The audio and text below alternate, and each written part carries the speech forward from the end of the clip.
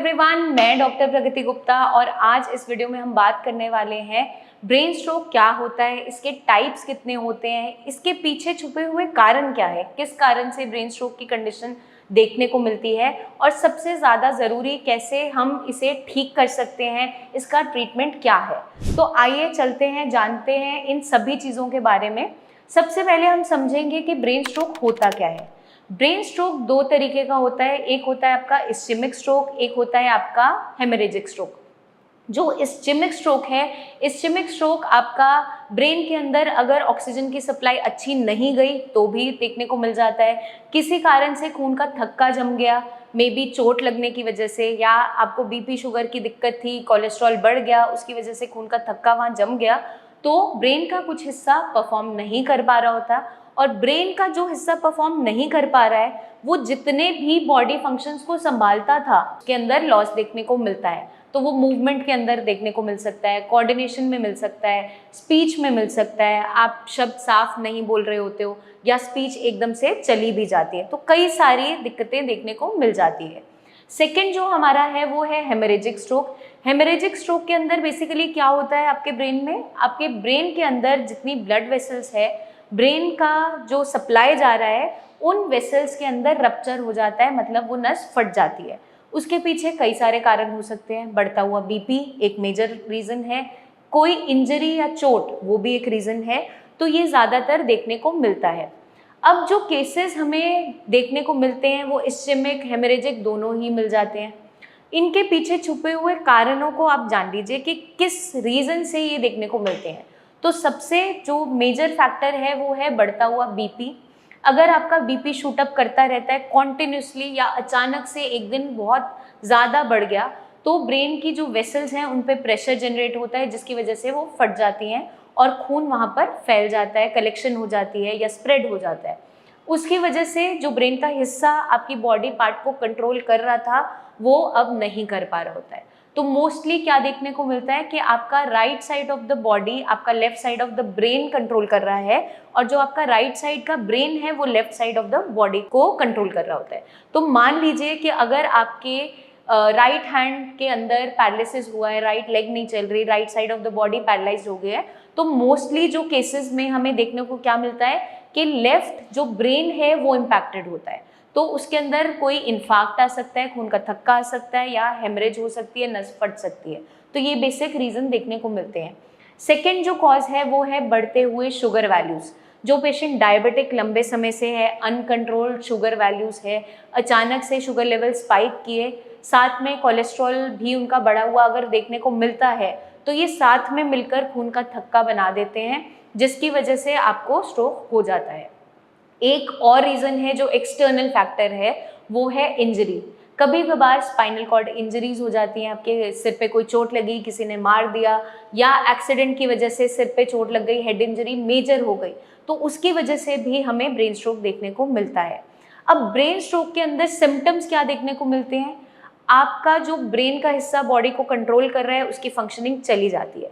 ये बीमारी एक न्यूरोलॉजिकल डिसऑर्डर है, ब्रेन का डिसऑर्डर है, लेकिन इम्पैक्ट किस पे आता है, आपके मसल्स पे, क्योंकि जो कोऑर्डिनेशन है ब्रेन की मसल्स के साथ चल रही होती है, जो सिग्नल्स वो भेज रहा है आपकी मसल्स के मूवमेंट के लिए, जैसे मैं आपसे अभी बात कर रही हूँ, हैंड की मूवमेंट्स कर रही हूँ, तो ये सब कुछ कौन कंट्रोल कर रहा है, मेरा ब्रेन।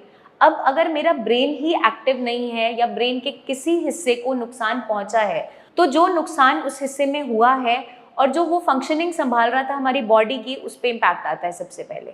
तो आपकी स्पीच पे भी हो सकता है, शब्द अचानक से लंबे होने स्टार्ट हो जाते हैं या अचानक से आपके हाथ पैर चलने बंद हो जाते हैं या इनिशियली वीकनेस आती है। एकदम पेशेंट कंप्लेन क्या करता है कि मेरा हाथ उठ नहीं पा रहा और आगे चलकर क्या होता है कि बिल्कुल मूवमेंट खत्म हो जाती है। तो ये दो तरीके से देखने को मिलती है कंडीशन, एक होती है पैरालिसिस, एक होता है प्लेजिया। अगर हम हेमीपैरालिसिस की बात करें, जो आपका एक साइड की बॉडी अगर कुछ कुछ मूवमेंट उसमें प्रेजेंट है तो उसको हम पैरालिसिस में काउंट करते हैं। अगर कंप्लीट लॉस ऑफ मूवमेंट हो गया है तो वो हेमीप्लेजिया में काउंट होता है। तो वैसे ही हमारा कई सारी टर्म्स होती हैं। मोनोप्लेजिया मतलब एक बॉडी पार्ट इफेक्टेड है, मतलब मेरा सिर्फ जो पैरालिसिस हुआ है वो हाथ के अंदर हुआ है या सिर्फ लेग में हुआ है। आपका सेकंड होता है हेमीपैरेसिस, जिसमें आपका आधा हिस्सा बॉडी का इफेक्टेड है, वो सिर से लेके पाँव तक हो सकता है। एक होता है आपका क्वाड्रीपैरेसिस या क्वाड्रीप्लेजिया, मतलब गर्दन से नीचे बिल्कुल टोस तक का हिस्सा या तो बिल्कुल ही मूवमेंट लॉस हो गया या कुछ कुछ मूवमेंट है।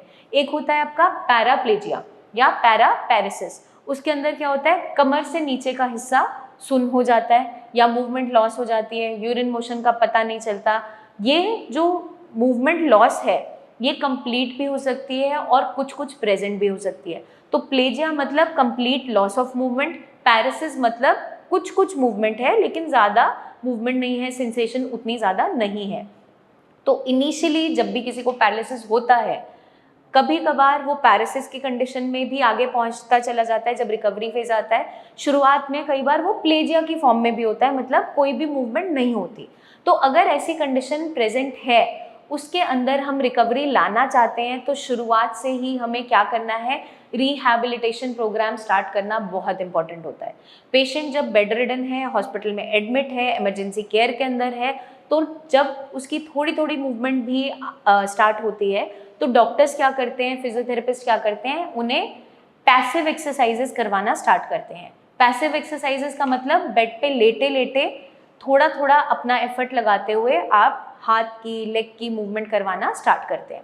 जब पेशेंट थोड़ा सा मोबिलिटी में आता है, मतलब उठकर चलना थोड़ा थोड़ा उसने शुरू कर दिया, चाहे सपोर्ट से ही, तो हम एक्टिव एक्सरसाइजेस स्टार्ट करवा देते हैं, मतलब उसमें पेशेंट का एफर्ट लगवाते हैं और इसी के थ्रू रिकवरी आनी स्टार्ट होती है। सिर्फ फिजियोथेरेपी करवाने से, एक्सरसाइज करने से ब्रेन के अंदर रिकवरी नहीं आती।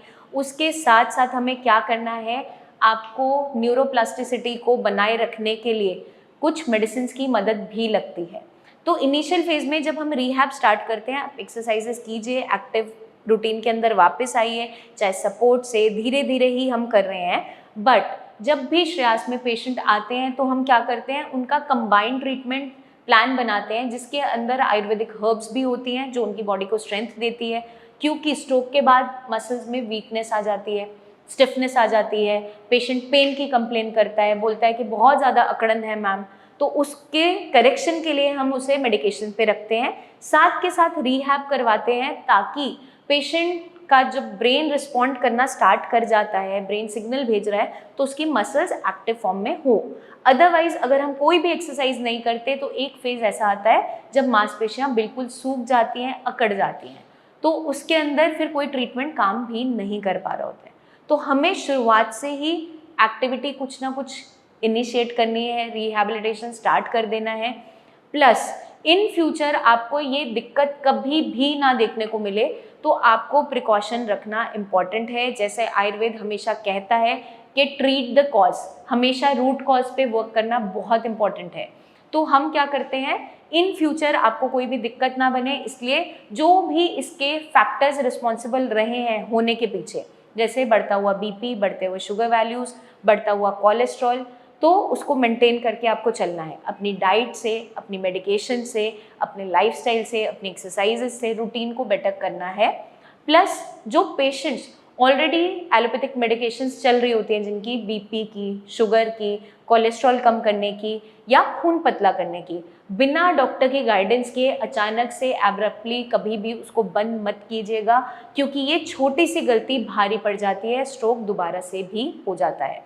जिन लोगों को फिट्स आ रहे होते हैं, दौरे पड़ रहे होते हैं, क्योंकि जब स्ट्रोक होता है तो आपके ब्रेन के अंदर स्वेलिंग आती है कुछ समय के लिए, तो उसकी वजह से फिट्स इनिशिएट हो जाते हैं। पेशेंट को एकदम अचानक से हाथ पैर कांपने स्टार्ट होंगे, अकड़न आती है बॉडी में और पेशेंट कई बार गिर भी जाता है, जैसे मिर्गी का दौरा पड़ता है। तो वही उसको करेक्शन के लिए डॉक्टर्स उन्हें कुछ मेडिसिन पे डालते हैं जो एंटी एपिलेप्टिक ड्रग्स होते हैं, मतलब आपके फिट्स को कंट्रोल करते हैं। तो उन्हें भी आप डॉक्टर की मर्जी के बिना कभी भी बंद मत कीजिएगा। तो अगर हम ये सारी प्रिकॉशंस को फॉलो करते हैं तो दोबारा होने से भी बच जाते हैं। और ऑलरेडी अगर आपको लकवा हुआ है, अभी पैरालिसिस हुआ है, अगर आप इन चीज़ों को ध्यान में रखोगे, अपनी एक्सरसाइजेज स्टार्ट करोगे, एक हेल्दी डाइट मेंटेन करोगे जिसके अंदर विटामिन डी, विटामिन बी और आपका ओमेगा 3 फैटी एसिड्स, प्रोटीन की मात्रा अगर अच्छी पाई जाती है, तो आपकी रिकवरी में आपको अच्छी मदद मिलेगी। तो मैं उम्मीद करती हूँ ये वीडियो काफ़ी हद तक ब्रेन स्ट्रोक के बारे में आपको इन्फॉर्मेशन दे देगी। फिर भी आपको कोई और इन्फॉर्मेशन चाहिए तो कमेंट करके ज़रूर पूछिए। पर्सनली आप मिलने आना चाहें तो क्लिनिक विजिट भी कर सकते हैं।